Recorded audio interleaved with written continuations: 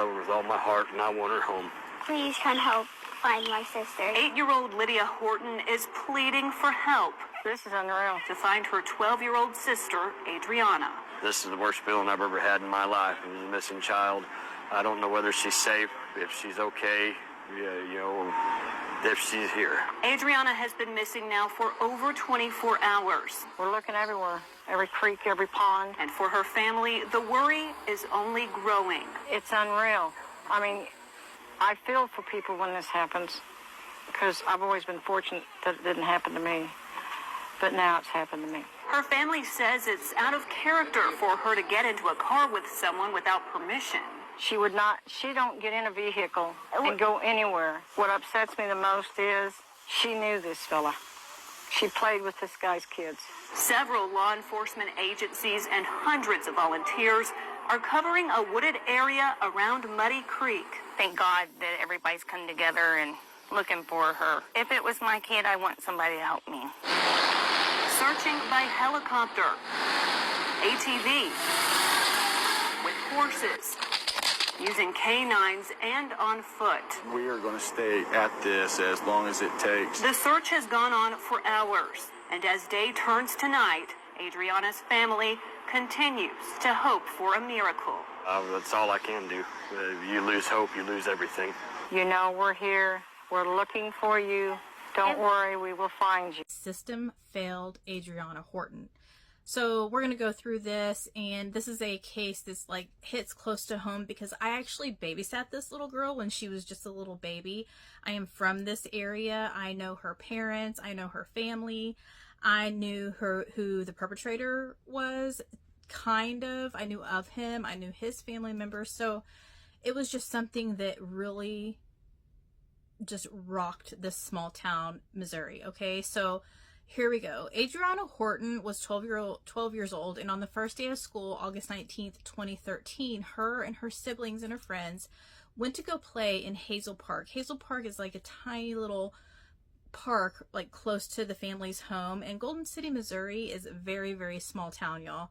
It has maybe a small grocery store and a gas station, and that's about it. So she was playing with her sisters and her friends at this park, and she sees this truck pull up, and the guy in the truck motioned for her to come over. And so she went over there, and he said, hey, I need help. I need your help to help me find my child. My child is missing. So she hops in the truck with this man whom she was kind of familiar with because the man actually worked with her father, and he had been over to the family's home several times in the past year. So she was familiar with this man. So anyway, her siblings and her friends noticed that she got in this truck and they couldn't find her. Like, they didn't know where they went. They never came back. And so they ran home and told their grandparents and parents, hey, Adriuanna is missing. We can't find her. So the search began. And this is in August. So August is very hot in Missouri. Really, really hot. You have the local fair in town, near the town. School's just getting started, and so it's just one of those like really hot summer days. And so the family goes out in this heat, and they're trying to find this little girl, and they can't find her anywhere. And this town, mind you, is very, very small. Everybody knows everybody. So they cannot find the little girl. Well, within an hour and a half, they find a pickup truck with Bobby Bourne Jr. cleaning it at the local little car wash, and he is wet from the waist down. And you know, that is odd in itself. So they took him into custody. He actually was supposed to be serving probation for some domestic assault that he abused his wife about a year or two prior to this incident. So he was on probation, and he was facing 15 years in prison for this, and he should have never been just put on probation. In my eyes, he should have just went straight to prison, because this is where I feel like the system failed this little girl, is because if they would have taken that domestic abuse seriously and actually given him that 15 years, he would have been in prison, and he would have never been able to kidnap her and harm her. Okay, so anyway, so this is day one. They cannot find her, but they found him and they arrested him. Day two, there was over 250 volunteers and over 500 law enforcement. There's maybe 500 people in the city of Golden City. So you're having people from other counties, other towns come and help because everybody knows who this family is. They know the family, they're friends with the family, and you know, it was just amazing to know that all of these people were volunteering to find this little girl because she's still missing 24 hours later. Also, they charged him with kidnapping, with child abduction. They charged Bobby with child abduction and put a $1 million bond. So they knew that he would not be able to get out. Okay, let me just pause right here because this is such a small town. There were people in the area, and I know this because I am from the area and I know the people, I know the siblings, I knew this little girl, I knew the parents. They had people go up to the jail. Now, the jail is in Lamar, Missouri. It's a little small town of like 5,000 people, and it's a small little jail, and they had people go up there and put $1 million, the $100,000, you know, you have to do 10%, and slap it down on the thing and say, let him out. I'm bailing him out.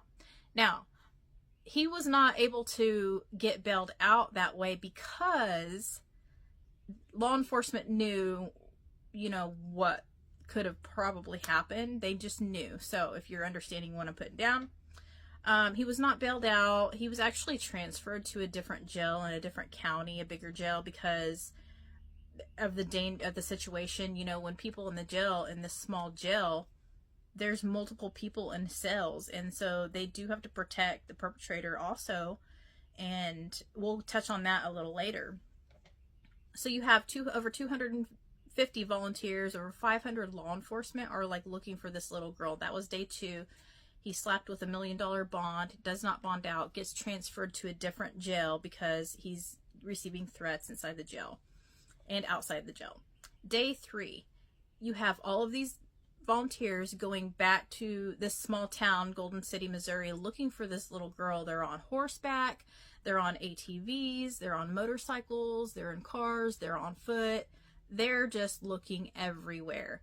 At 1:50 p.m., officers discovered a body buried in a shallow grave outside the city of Golden City, kind of out in the country. And it took 24 hours for them to identify the body being 12-year-old little Adriuanna Horton. She was assaulted, and the cause of death was strangulation. So Bobby Bourne was charged with first-degree murder, first-degree statutory rape, forcible rape, and child kidnapping. Now, they did drop the statutory and forcible rape, but they kept the child kidnapping, and obviously they kept the first-degree murder. Now, Bobby himself told them where the body was at, or where the area where the body was at, and that's where they were able to find her. But he tried saying that she tripped and fell and hit her head, and he got scared and he buried her, which obviously was a lie. So let's back up to 2 years prior to the disappearance and murder of Adriuanna Horton. Bobby Bourne was charged with second-degree assault on law enforcement and 3 counts of domestic abuse in the third degree on his then wife. And that's where he was facing 15 years, but he only got 5 years of probation and then suspended execution of sentence, meaning like if he messes up on his probation, he could be facing 15 years and go to prison for 15 years. So that story to me was just completely crazy, and it rocked. I mean, everybody in like surrounding communities were just completely, I guess, flabbergasted, because in a small town, you know, in any small town, you think, oh, that's not going to happen here. And yes, it will happen there. And statistically, it does happen in small towns more often than what you think. So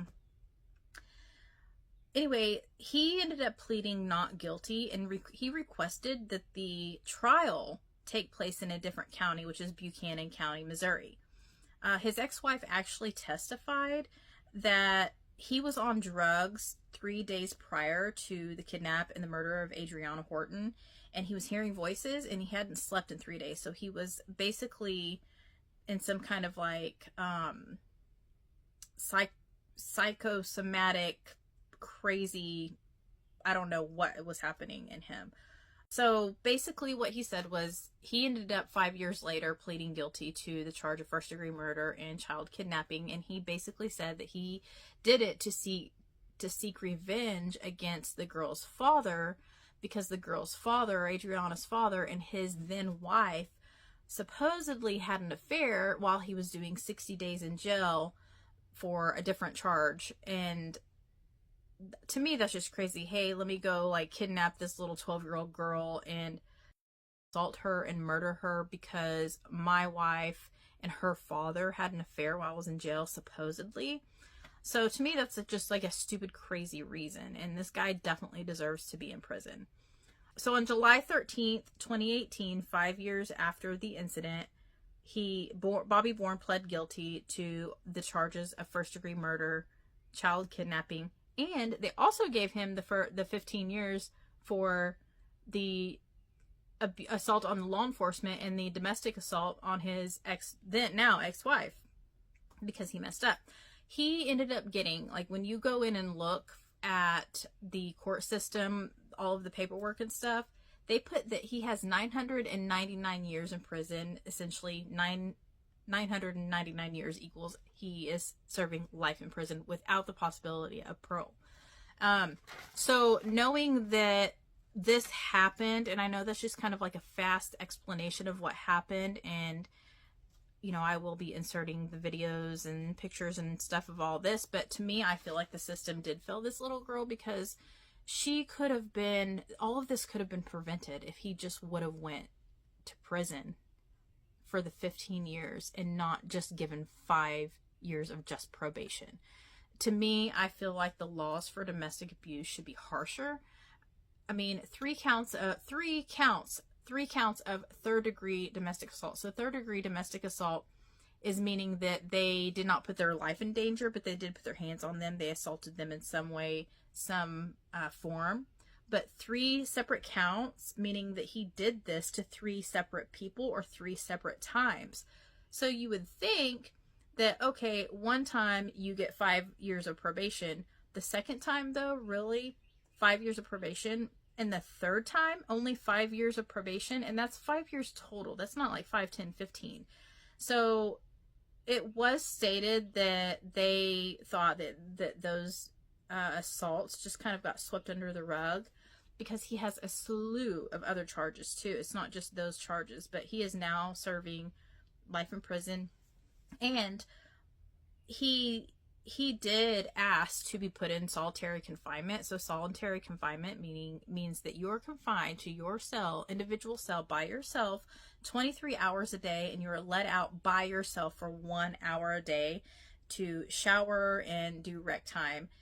And the reason that he asked for that to happen is because he got his ass beat in prison. They beat him up really, really bad. They almost killed him. And you know, when in the prison systems, a lot of these people who are in prison are not in prison for, you know, bad things like murder and stuff like that. They're mostly in there for drugs or small things or whatever. And so when it comes to children and somebody harming a child, especially murdering them and sexualizing them, these prisoners, they don't care. They will take somebody's life and spend the rest of their lives in prison, because they know and that something like that is just not okay. So it's a sad situation, and I really wish the court systems or the judicial system would really take domestic abuse very seriously, because once they do it once, they're never going to stop. They're going to keep doing it, and it's a high possibility that it will just get worse as they go. So that is the story of 12-year-old Adriuanna Horton from Golden City, Missouri. Y'all stay tuned for more stuff, because I'm getting ready to go down a rabbit hole and just really, really pull out all of these things happening when it comes to domestic abuse, and how things could have probably been prevented if these laws would have been harsher. So with that,